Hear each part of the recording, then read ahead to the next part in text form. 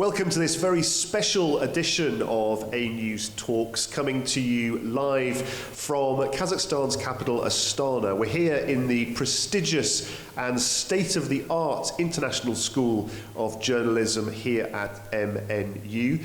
And it's a very special episode, not just because we have a distinguished panellist group that we're going to be hearing from in a few moments' time. It's also special because, unlike previous episodes, we are joining forces with our friends at Qazaqstan Silkway TV to simultaneously broadcast the event on both channels. And of course, that gives me the honour of jointly hosting this session with the distinguished and much loved broadcaster from Qazaqstan Silkway, Kansaya, who is with me. Kansaya Kermet, thank you very much indeed for joining us. Now, Kansaya, you're going to explain more about the theme of today and introduce our distinguished panellists, aren't you? Yeah.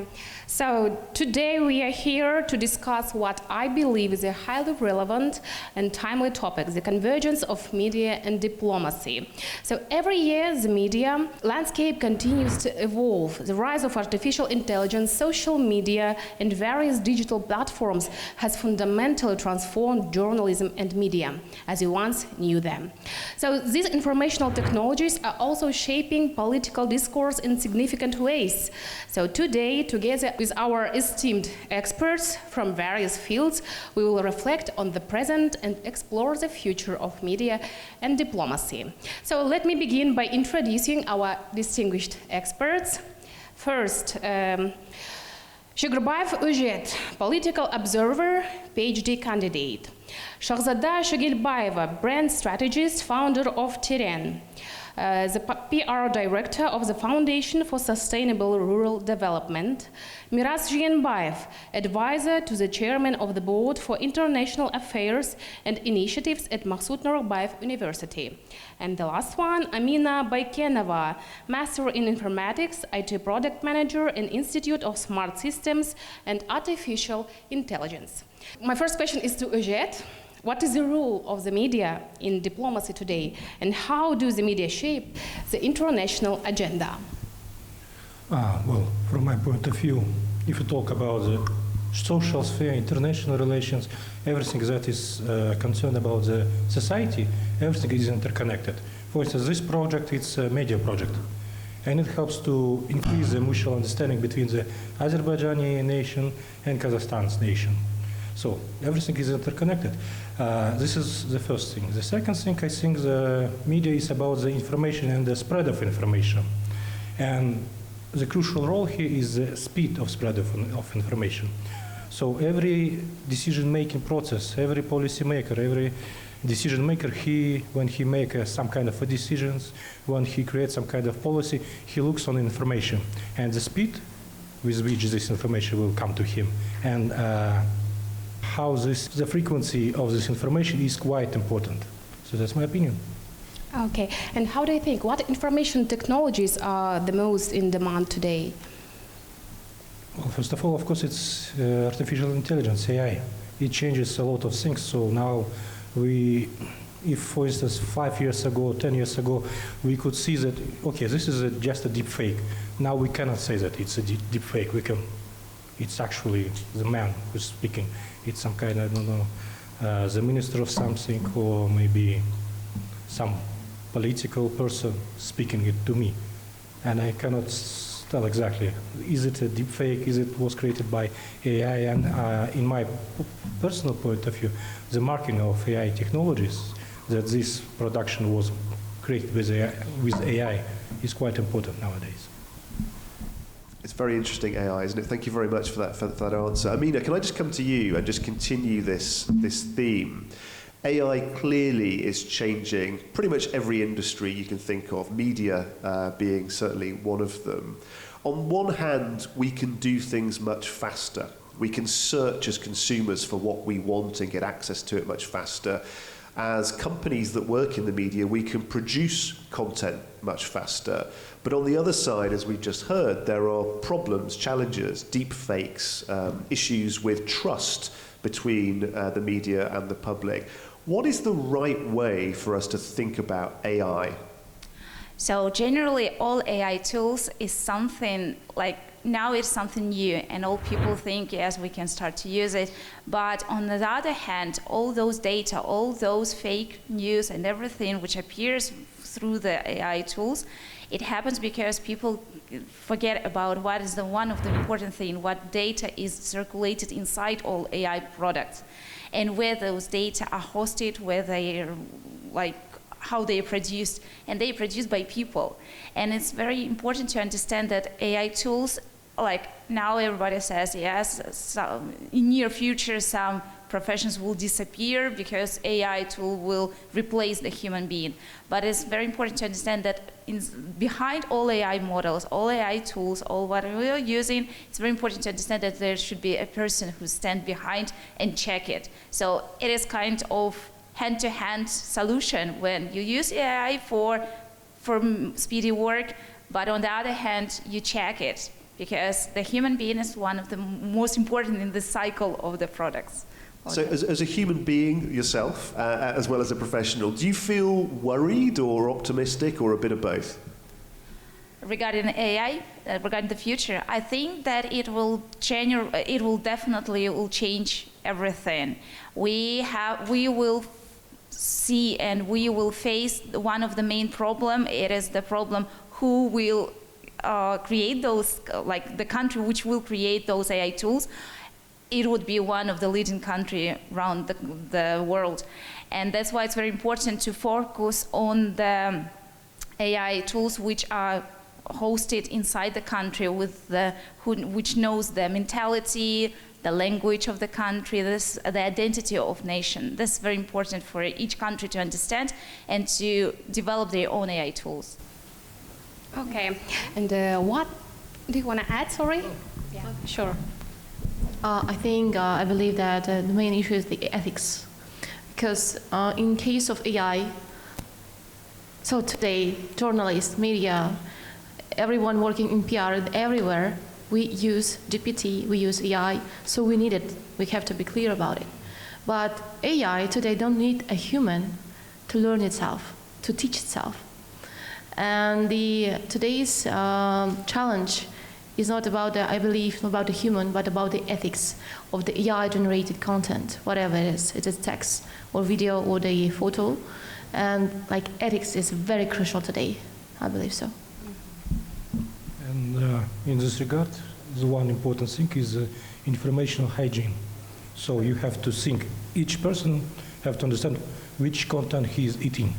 So if you actually think about yourself, about your physical health, you also should think about your moral and mental health. So what new trends are emerging in the media space today in terms of artificial intelligence, social platforms and other? Speaking of the trends, like I run my PR and branding agency, and AI-generated content is like for sure is a trend today, but it's not a short-term trend. I believe that AI-generated images and videos, they are becoming more and more, they're becoming better. And using and like replacing real photo makers, video makers with AI-generated ones, it's a very, very fast trend. And speaking honestly, we, marketing agencies, PR and branding agencies, we are very worried about it, because there is a chance that we will leave with no money. To your point of view, why young people and viewers trust more to influencers or bloggers than to traditional TV? The power of storytelling, and the power of image. In our sphere in branding, in PR, we work a lot with image. And not even words, but the way someone is looked in the camera, it changes the perception. So today, media is not just a broadcaster. I guess you can agree with this. It's a moderator of the narrative. And the best example which springs to mind is Zelensky, who changed the view how the leader can look like with a just a T-shirt, with no words, but with wearing not a suit on the camera, but a T-shirt. Mm-hmm. And how do you think traditional television will it survive in the era of digital first content and personalized media consumption? Well, from my point of view, it's not just vanishing, it's transforming. So for instance, this program, it will be not, we will watch this program not only on our TVs, but it will be downloaded to the YouTube. So traditional TV is transforming. Another important point which Shahzada noted is changing of consumption. So now the younger generation, they have the clip syncing. So the format of news, it should be around 1 minute. Yeah. Junk content, I guess. Yeah, some kind of junk content. So if you want to talk with the younger generation, you have to transform how you make news, how you show the news, how you show the objective world. If I may, I will divide all of the content creators and journalism. And the reason is quite simple. Even BBC and the rest of the traditional outlets are also presented online.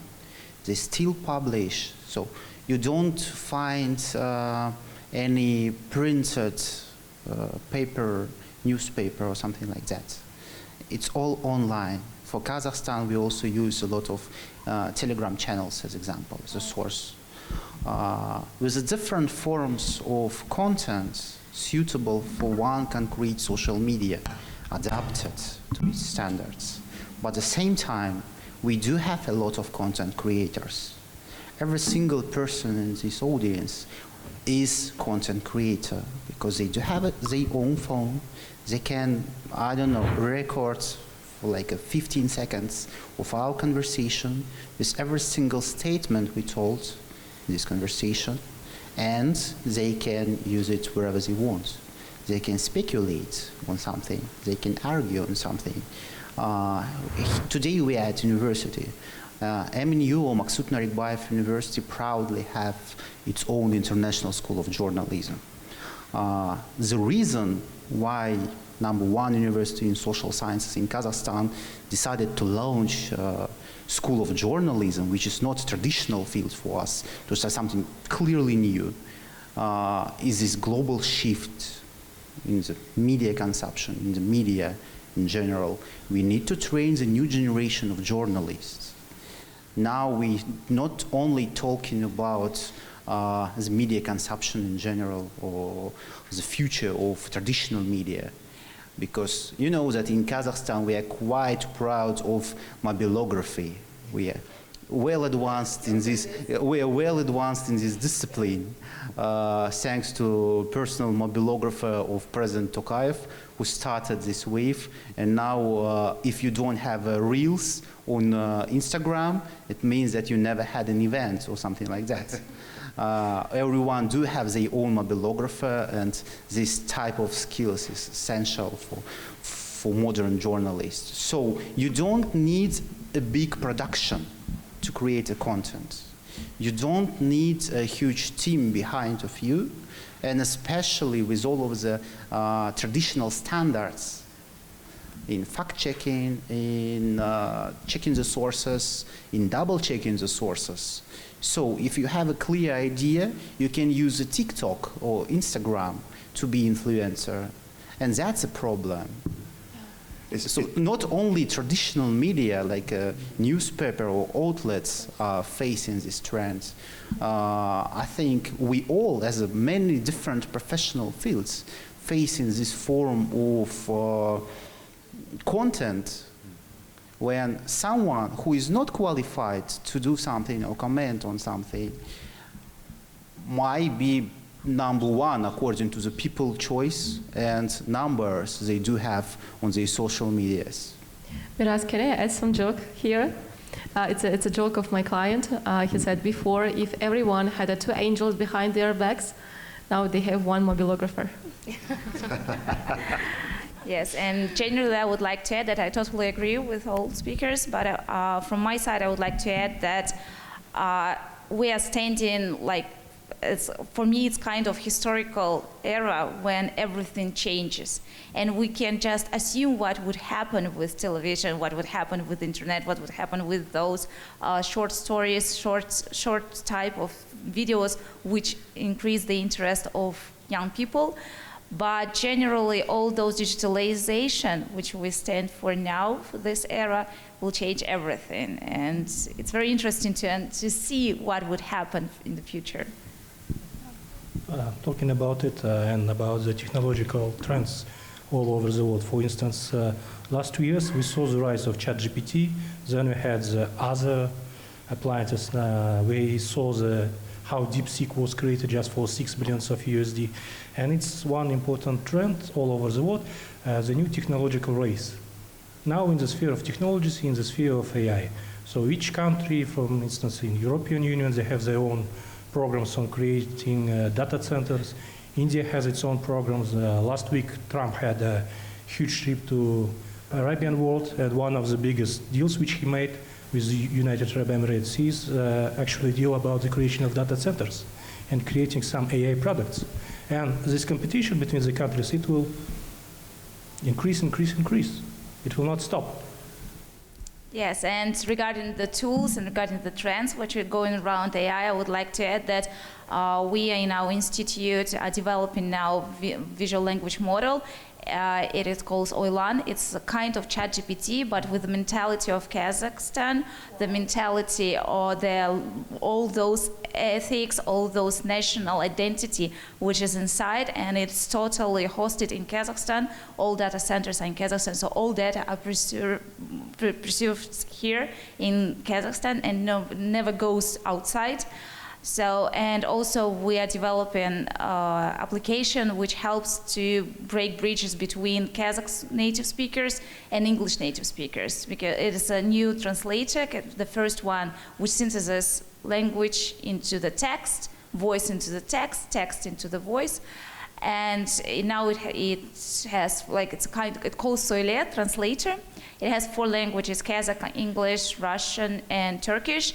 And it helps to, in terms of the media was our first customers who came to us and said, so there's a new movie appears, and it is in English, and we have to have subtitles in Kazakh and to have voice of Kazakh people who will, like, could you please help us? And as it's an AI tool, so this is one of the first case of ours, which was where we translated the movie, and then we translated the book, artificial intelligence book, which is originally written in English. We have translated with this application for like a few minutes and sent it to vast areas in Kazakhstan to those people who cannot understand English. Now they can read it in Kazakh. So this is how we work. Thank you. Miraz, a question to you, but based on all of that then, this picture which is being painted of the new media landscape, the fact that, as somebody said, if it's not on an Instagram reel, then it didn't happen. You know, we've got presidents now who are speaking on social media platforms, seemingly off the cuff. We've got, as you just said, I mean, a national identities being baked into narratives which are taking place about issues. Is it now harder or easier to get to the facts, the truth of situations when we have global conflicts, diplomatic disputes, for example? Well, it depends to the audience and someone who is consuming the content. Because the reason is simple. In the era of post-truth world, you can believe in wherever you want. And you can easily find a lot of evidence just to support your own idea on something, just to support your own perception of something. I think the biggest difficulty all of this dramatically changed media landscape creates also for my own field, for international affairs, is the fact that we have too much content sometimes, from time to time. If just to remind you about shuttle diplomacy of Henry Kissinger, it is absolutely not working in terms of modern conflicts, as example. And the reason is extremely simple, because it's all available, it's all online 24/7. So you can find out wherever the one rocket or bomb is shelling, so you will see it in a live. That's why you cannot limit an information for one side or another side of conflict, and that's why shuttle diplomacy is not working in its traditional way as of now. Also, when we're talking about presidents using different media and social media accounts, it actually depends, because we know that there's usually a huge team behind of presidents, so you cannot be really sure that a couple of sentences was really written by him. That's why, and of course I understand who you mentioned about, who you're thinking about asking this question, but in general, I really believe that most of the presidents do use social media accounts not to manipulate with information or something, but to provide their own, or to describe their own idea on that. Just to make a statement, just to project their own influence, and to make it absolutely clear for any partner in the world what they're thinking about some concrete things happening in the world anytime. And usually when there is a gap of information, it's always filled. Yes. Well, it all depends from situation to situation, because I always think about the gap of verified data, because you know about so many media speculations and using not only deepfake but videos which was recorded much earlier or not in that location in general, and saying that it is happening right now, I don't know, in this part of the world or another. So that's the core difficulty of the moment. The speculation with the public opinion, the speculation with emotions, because the content creators are not thinking about the standards.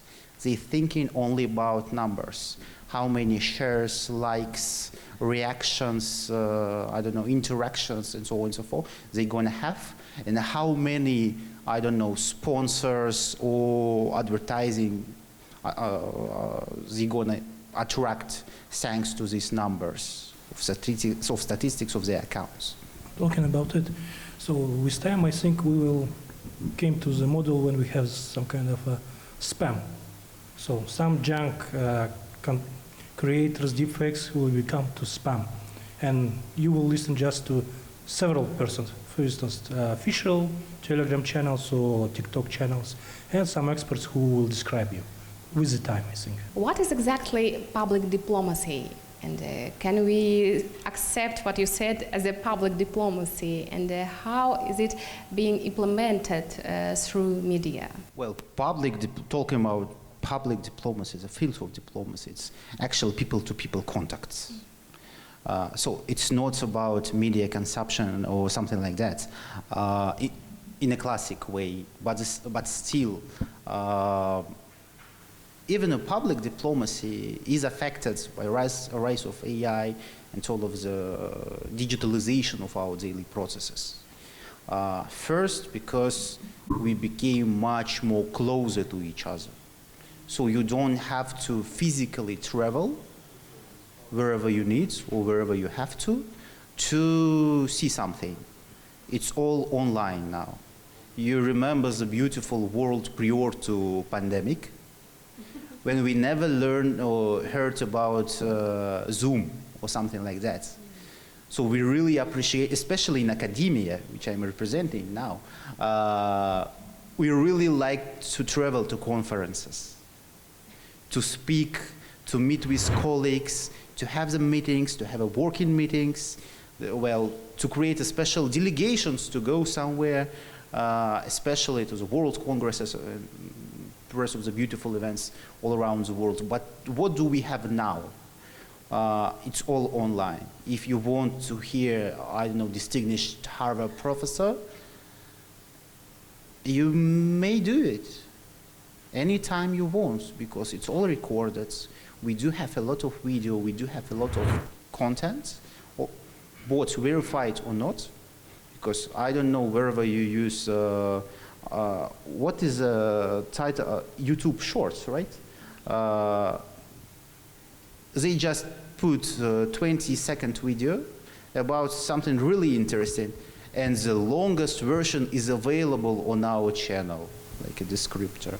So we do use a lot of forms of communications as of now. Wherever it's really affecting the public diplomacy, I think no. But what is really affected by the rise of technologies is our ability to speak, is our ability to interact with each other, is our ability to well, to actually not only express yourself, but also understand different cultural backgrounds, to understand different, and to preserve these cultural backgrounds, because in the world of unification and standardization, if I may, to preserve this traditional background of every single country, I don't know, from the pose you sit on the panel, to the colors you use to wear your daily outfit for this panel. It's all affected with the world of standardization in one hand, in another hand, in an issue of not be standardized, but preserve your national traditions, culture, and identity.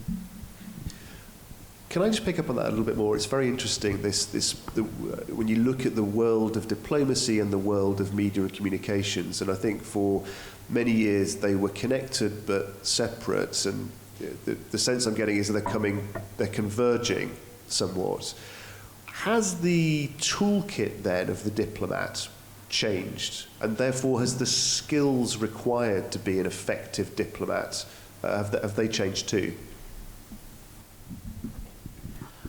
Well, it is important, even in terms when you train the future generations of diplomats, and we do have our own program in international affairs, meaning that we also preparing the future diplomats for the foreign policy of the country, which is extremely proud of its foreign policy. But what do we have now? Especially traveling around the world, meeting a lot of colleagues also in our embassies. The challenge 20 or 30 years ago was to describe or to tell about the country you were representing, in the country of your residence of the moment. The challenge now is not only attract, I don't know, foreign investor, colleague, wherever, but also you have to be very much, let's call it advanced in marketing, in promotion, in PR, in all of the digital technologies, because you still need to record reels, you still need to make a short interview, or be able to be creative. That's why this beautiful rise of creative industries, especially in this part of the world, we pay special attention in Kazakhstan in developing creative industries, is actually also affecting the diplomacy, because you don't have to, the workload has changed. You don't have to negotiate your colleagues all the time. And the reason is simple, because you do have a lot of information about your country 24/7.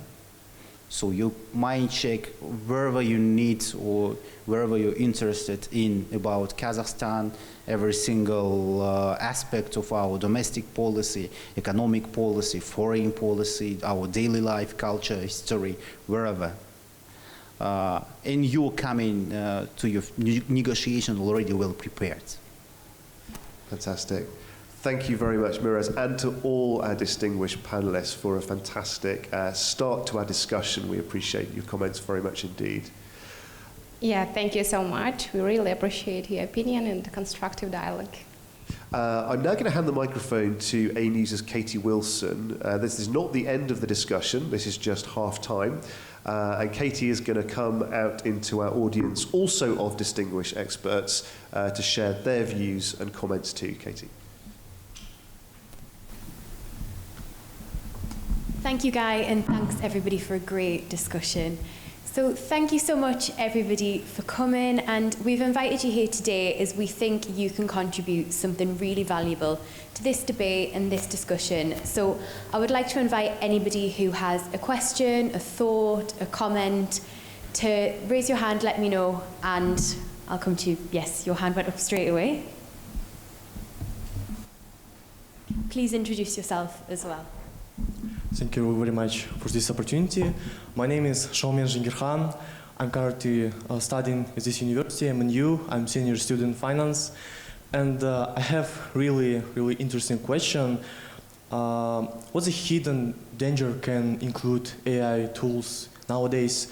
Because as you said previously, our generation, new generations, they have like clip thinking, so information should be provided by 10 or less than minute clips. So what's the potential hidden danger can bring AI tools, and also can you explain it from the ethical side? Thank you. I guess I can answer. Yes, one of the, it's not a hidden danger, but it's like obvious danger. It is that all the young generation is, like, it's not only young generation, it's all of us, we all start to use those AI tools, and we forget about one most thing, that our neural nets in our brain shall work, and it shall do something new in order to train, like, if we'll talk about AI, it lies along our brain, and we still do not know how our brain works and how it will affect. If we'll start to use all AI tools, it will do everything for us, what we will do, how our brain will continue training itself, keep opening something new. So this is like a very obvious one. And another obvious thing, it is cybersecurity. It is data which we put inside this AI. Nowadays, 95% of data which are circulated around the AI tools, it's a trash. It's something that very unuseful, very damaging firstly ourselves. And only 5% which brings some potential results. So this is like, from my side, it's very two kind of obvious dangerous, which we can face in the future. And we still, like, we are now still facing it with those short videos, with those, like, when people start just stopping thinking and stopping creating something by themselves. They all rely on technologies. But they forget about that the technology, behind all the technology stands this brilliant brain which has created it. So, yes, do you have something to add? You know, personally as a mom, I'm very much worried that our children, and mostly youngsters, they are not able to stay focused for a long time. And one, like, even as a PR specialist, I don't know how can we deliver information properly in 1 minute or even in 30 seconds. And today, what are mostly marketing companies, content creators are seeking is like, please watch my video till the end. Yes, this is like, you have to say this in the beginning. And why? Because people today cannot focus, and also children. And personally, I'm very worried for myself, because I'm the victim, and also for my children, because they are watching shorts on TikTok. And speaking of the, like, is there any hidden danger? Once again, it's better to be, not to be too optimistic about the danger of short thinking. Thank you. Have we got any more comments, thoughts, questions? Okay, go on. And the last one question, is there any possibilities that AI tools will be somehow regulated in the future? They are regulating now. I have 3 fields I'm working in very depth, and one of them is in Majlis. We're working in 3 legislation projects. And one of them, like it's just coming to Majlis, it's about regulation in artificial intelligence. For now, I cannot say nothing.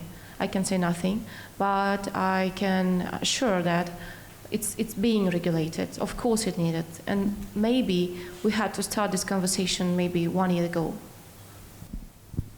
Well, and actually coming back to your first question and combining it with your second, we already started to regulate AI usage and AI consumption on a daily routine.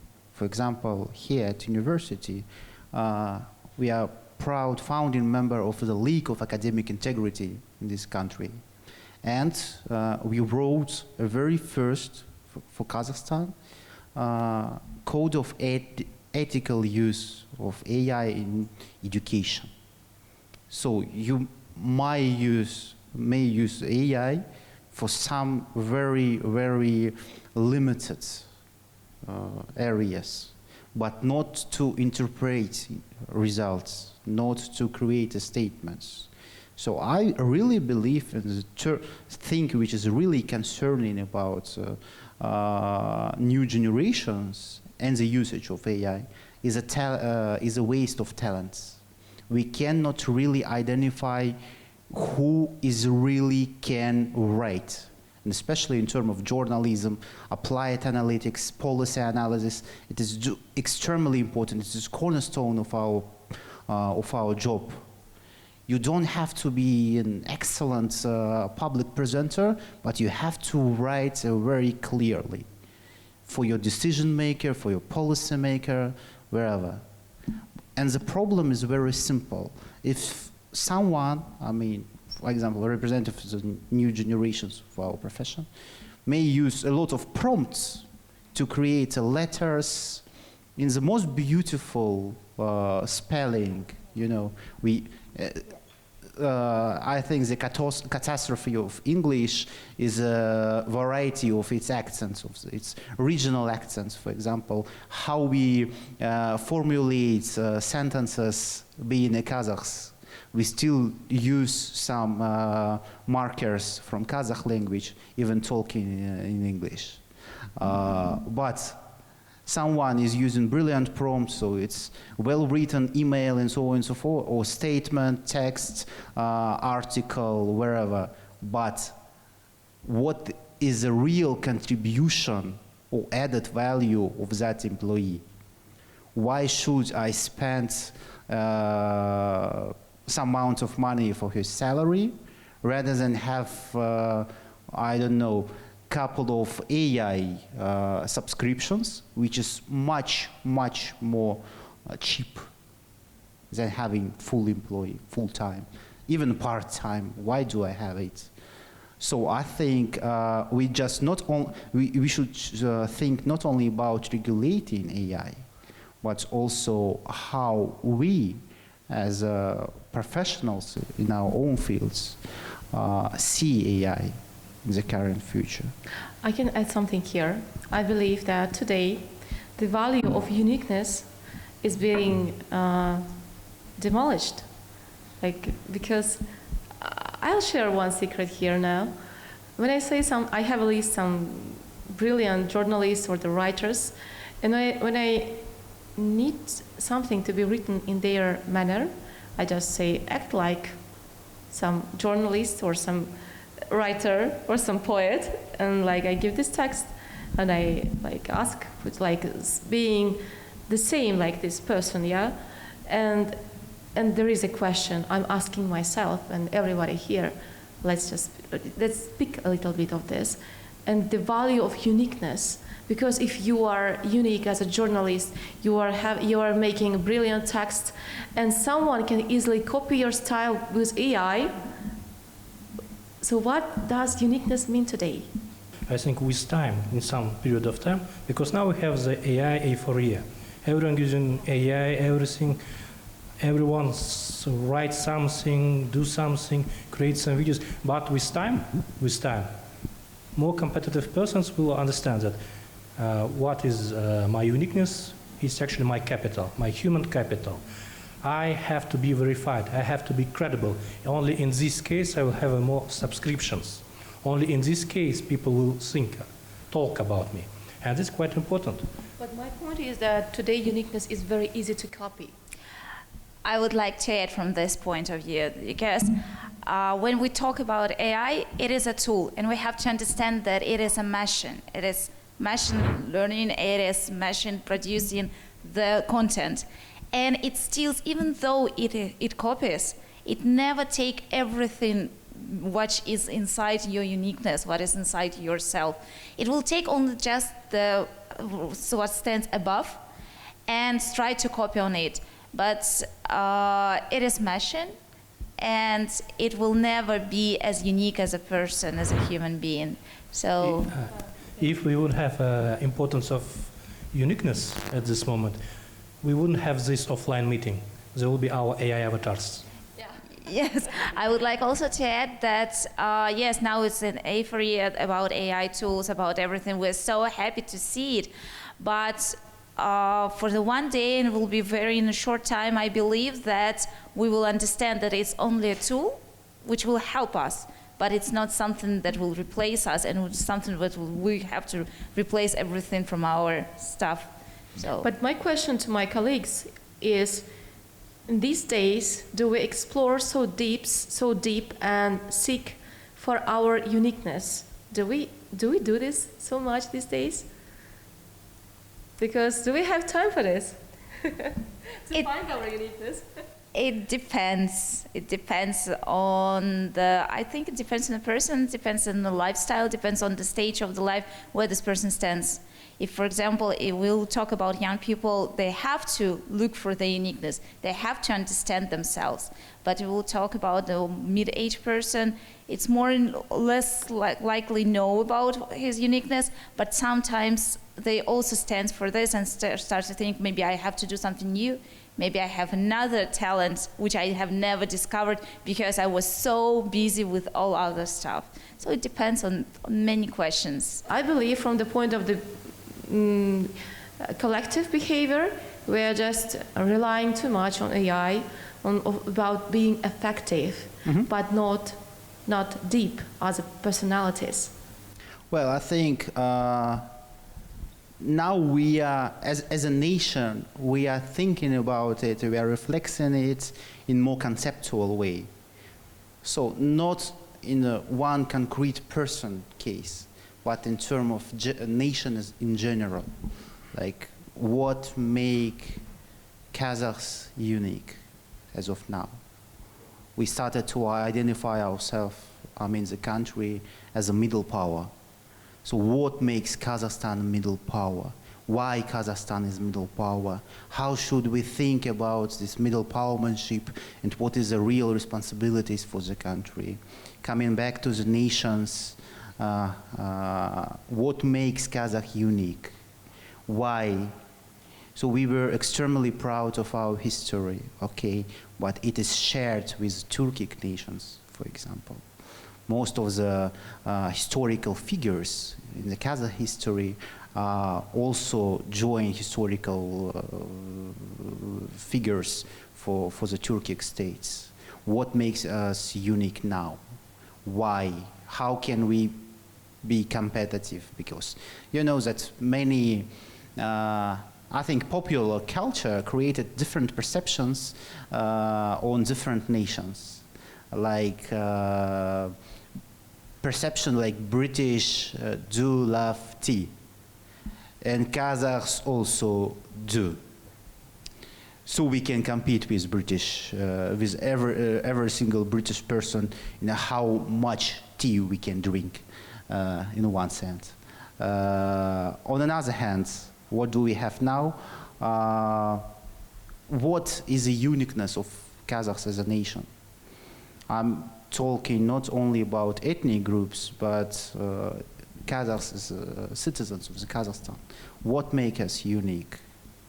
And as soon as we will formulate this uniqueness for the nation, we will come back to the discussion of what makes me unique in this group of unique nations. Sorry. I'm really sorry. I'm gonna thank you so much for this debate, but I really want to hear from the audience here. Have we got any thoughts. It's all very thought-provoking. Hello, my name is Asem Kusmanova. I'm sociologist, researcher. Today, everyone exists in own bubble. I mean, informational bubble. For example, I'm a fan of science, so I consume information related to science. If someone is, had passion to football, he consume this information related to this. And as a consequence, everyone has own universe. But it is threatened for our social cohesion, social solidarity. We are starting to lose common things, common background. For achieving something, we need to unite based on some sameness. But today we have more individuality than collective behavior, collective identity. What is the solution? How we can keep our in this world of polarization, how we can keep our not sameness but unity? Yes. I don't think that it happens right now, because there is a social theory that circle of our conversation, the circle of my network system of every person includes only 100 persons. So this is a theory. It's not just happening now.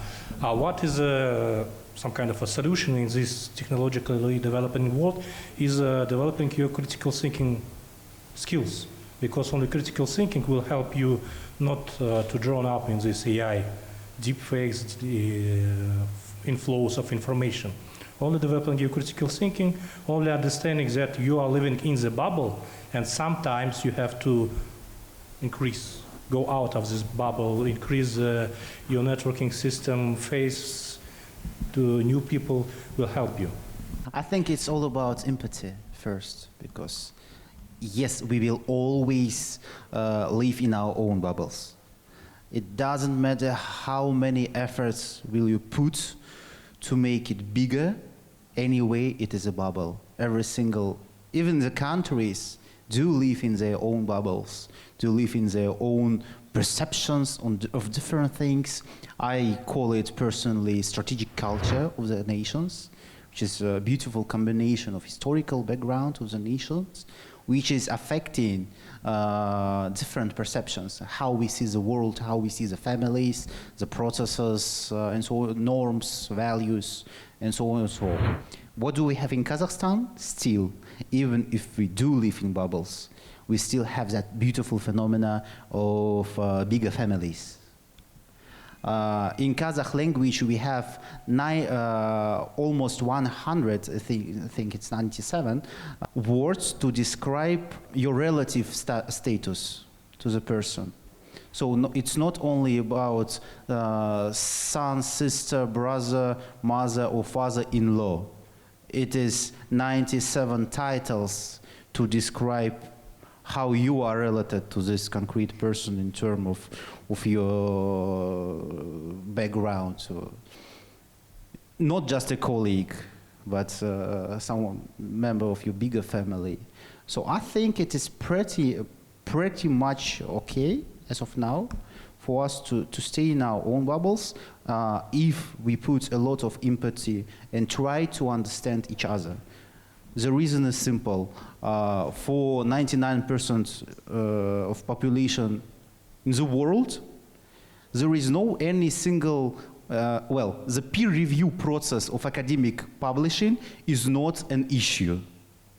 But here at university, especially our colleagues who are publishing, who are active scholars, they do concern about publications, I mean academic publishing. It is not easy to be published. It's not easy to write academic books, to be peer-reviewed by your colleagues.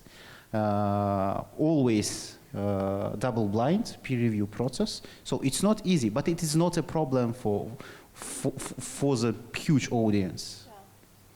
So that acceptance that every single person do have its own problems, do have its own lifestyle, values, principles, norms, and so on and so forth, is the key for something we call unity. because I really believe that Kazakhstan is rich because of the idea of blossoming complexities, of having different identities being representing different ethnic groups, but still be united by our differences. It's an incredibly interesting point. I think we've got just about time for one more very quick question, if that's okay with everybody. Katie? Yes, would anyone like to close off? Yes. Hello, my name is Aydana Kesina. I'm representing Kazakhstan Institute for Strategic Studies. My question is about AI ethics in terms of sustainability. So as we know, even like the single chat GPT request or prompt requires like a ton of energy, electricity. And as far as I know, even now, ChatGPT consumes the amount of energy that equals maybe 100 countries. So, and how do we find this balance between developing AI and staying sustainable? Yeah, thank you. As I already told, there is a technological race. So each country tries to increase its own efficiency.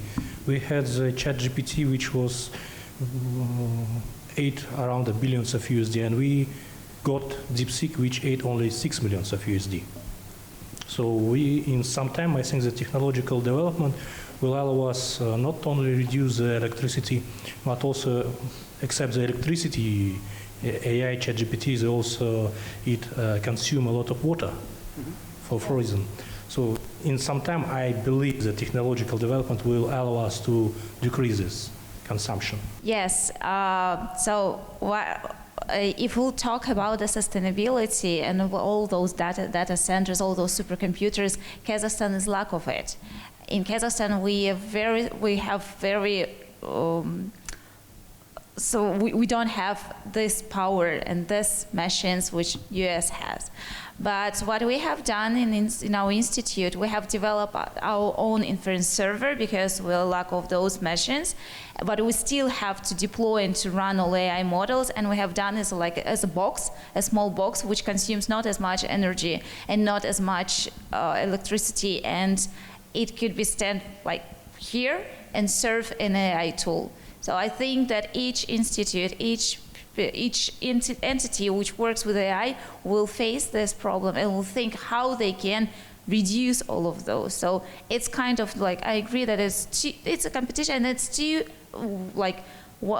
ways of one process. So. Yes. Thank you very much for all of your answers and for all of your questions, and thank you for participating in this conversation.